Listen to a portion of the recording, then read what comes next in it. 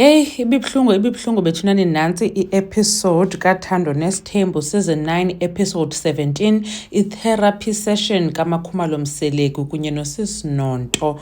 Now uMakhumalo ke siyabulela mani kakhulu and we appreciate indlela aye wa-open ngayo wa-vulnerable wasenza sa-understanda izinto ezithile. uMakhumalo ke uvezile into yoba uThando Mseleku le vision yakhe uyayibona ukuthi yi-vision eseva abantu abathile. Mna ndamva ngongathi uthi i-vision eseva uThando Mseleku noMacele. Wathi into ebonayo yena apha kukhona i-main character nayo into yenza uThando Mseleku bena i-vision yoba efuna abantwana abaninzi, and then ke ngoku i-main character nguMacele, but then ke ngoku i-main character uMacele lo waba ngumuntu ongazukwazi uba amnike aba bantwana abaninzi uThando Mseleku abafunayo. Kwathathwa bona ke ngoku inoba i-supporting cast. Now uthi kusenjalo ke ngoku uMacele wakhe wathi bevelo shuta ezomshado uthi besuka eMgababa bebheka bebuyele ePort Shepstone usakhumbula bekhwele emotweni 1. Wathi uMacele uthi phofu evukelo ngumoya wakhe nobikhona lento like imkhumbuzayo imvuselelayo into mhlawumbe imcaphukisa uThando Mseleku. Wachaza ba uyazi ba Makhumalo mna ndandibregelwa ngawe uba wena uyeza and futhi wena uzawuzala abantwana okanye njengoba ukhona nje uzozalela babakhe abantwana. Kunjani ke ngoku njengoba ungena abantwana like into something along those lines. Watsho uMakhumalo uthi lonto leyo yamhlaba kabuhlungu, but uMacele inoba yena zange ayiqonde because ngela xesha yena wayethetha ngepain awayiviswa nguThando Mseleku ngokwakufika uMakhumalo. Uthi wayebreka ngaye uba uzonzalela abantwana uMakhumalo. Uthi ipain kaMacele was so deep in a sense that wayede amthuke etown kugcwele abantu emini. Uthi amthuke like kabuhlungu. So ke yena like bengamthanda kanjani like akalindelanga bangathandwa nguMacele ngoba uyayazi ipain awabanayo ngokufika kaMakhumalo. Now uthi ke yena uMakhumalo uba yena le vision kaThando Mseleku zange axelelwe ngayo. Uyaqonda inoba wathi ufuna isithembu wenza isithembu zange athi vision yami ngoba ndifuna unzalela abantu abaninzi njengoba uzapha.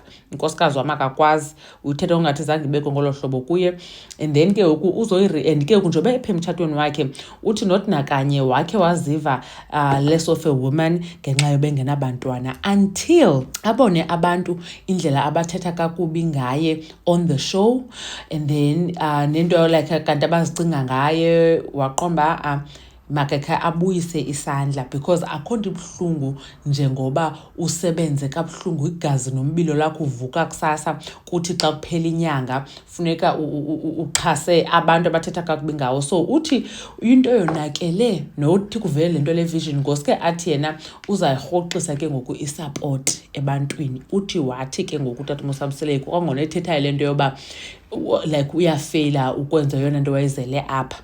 Uthi kodwa ke kusenjalo wazixela uba uzawuqhubekeka inoba emxhasa uThando Mseleku nefamily yakhe, and it's financial iyavakala iyacaca bethunani because nako ethethe ngovuka kusasa nangobili imini yonke then xa kuphela inyanga siyazi uba kuyarholwa ke mos. Wathi kodwa uThando Mseleku kuba ipromise enye le inoba to take care of him namakhosikazi akhe la ebekade khona bayenza kumnandi uzawuqhubekeke yenza, but ke ngoku into engazukwenzeka kuba aqhubekeke enze the same njoba kufike lo umtsha. Uthi kuleya lo umntu umtsha uphumile kuyo, so yiyona nto le ingabavanisiyo and akayazi ke uba kwakwenza kanjani ngoba bobabini bamile akekho ofuna uthi back down between the two of them. Ngoba uMakhumalo akafuna ukusupport usamkelo kuthiwa makayeke uphangela angekhe kaloku sana. Already wayetshilo uThando Mseleku kumembeso kaMakhumalo uba uMakhumalo ucebile watsho uMakhumalo naye ba bakhona amaxesha uba xa umthombeni kukhona apha shota khona like yena uMakhumalo ithatha as ba umthombeni uyawathanda amakhosikazi akhe xa shotelwa imali uyatsho khawundincede undikhavarishele apha nalapha. Uyayiva, so sayiva kwalapho, and then abantu bayithetha ke lanto ba nguMakhumalo umuntu ofanda esi sithembu sikaThando Mseleku ngoku. Sabe sithi hayi suka yikho lonto leyo, but ngoku kuyacaca bethunani iyazicacela ngoku uba nguye nyani. It's so painful ke ngoku leyo ba caba ngoku izaba sesinyanzelo njengoba nje lo tata kanti efuna ukwandisa amakhosikazi akawa-afford financially. Into leke phofu ibihleli igxekwa ngabantu kwapha kula show ebeyenza leyo kamnakwethu kuthiwa uyathanda uthatha abantu ababonakalayo baye abantu engathi bamisanga kakuhle abanye basemiqashweni bahlala imijondolo so umuntu kodwa ufuna isithembu njani so ngoku nanku naye ngeku if ever akawa-afodi kakuhle 100% amakhosikazi akhe without i-help enkulu okanye kwayi-help at all esuka kuMakhumalo, then ke ngoku umthathe njani number 5. Mhlawumbi Makhumalo sonqena ukutsho ukuthi ubunga-afodi uthatha unumber 5 ngoba wambuza noMpilo uba besekhona isidingo soba umthatha, sebesonqena nje ukutsho ukuthi ubum-afoda phofu. And then ke kwaphinda wenze worse wathi makayeke uphangela ekubeni koba encediswa cacile nakwezinye izinto phaa kwesasithembu sakhe.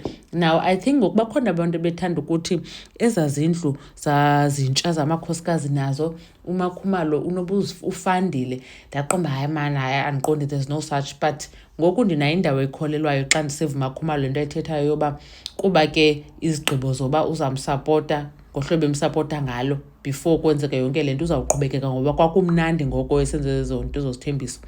Ndathi inoba nezindlu khona ingxenye yezindlu ephuma kuMakhumalo. Yho hayi kunzima bethunani shem, ndiyamvela uMakhumalo nangaleke into ayitshoyo kaMacele, but still uyatsho uthi ngelaa xesha uMacele weyitsho le nto mna nda-understanda ndayithatha as uba hayi uthetha ipain awayiviswa ngumyeni wakhe.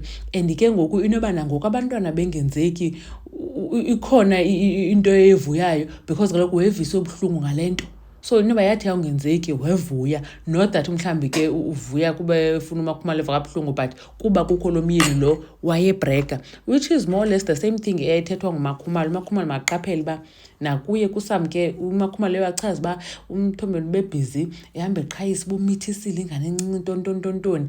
And I'm sure ke naye imvise kabuhlungu uMakhumalo laa nto ekubeni ke phofu bebethethile kule sizini iphele ngento yoba ngaba funeka benze into ye-IVF, but akho nto ithethisayo ngento ye-IVF ngoku.